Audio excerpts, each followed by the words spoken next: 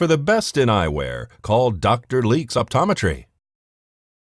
So in October of 2015, about a year and a half ago, we experienced a flood event at Scotty's Castle in Grapevine Canyon in Death Valley National Park. And parts of that flood event were a 1,000-year flood event. So there was so much water coming through Grapevine Canyon that it did a whole lot of damage to Scotty's Castle and 4 of the roads in Death Valley. So we're working on putting it, during that flood it destroyed the water system, the sewer system, the electric system, the telecom system, and 2 different 10-mile stretches of road. So millions and millions of dollars worth of damage. However, luckily, Scotty's Castle itself was spared from the damage, but many of the outbuildings, the visitor center, the offices, and where a lot of the collection was stored was heavily impacted by flood debris and mud.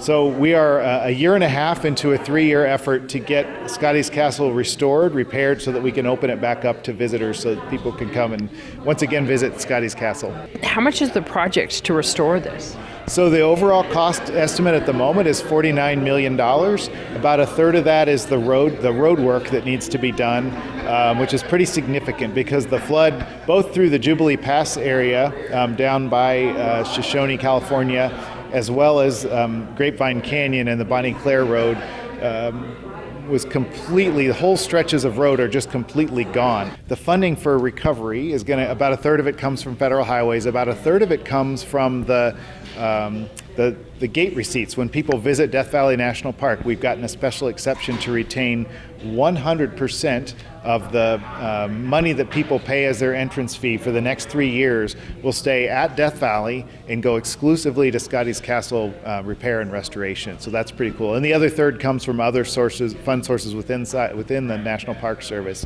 We're seeking public comment on, we're doing 2 simultaneous environmental assessments, which includes the utilities, but also the buildings, the visitor center, the collection, all of the different pieces that we're working on. And we really want to hear from the public because the whole thing was hammered. When you put things back, you don't put back an 80-year-old crumbling water system, right? You're going to put back a water system that works.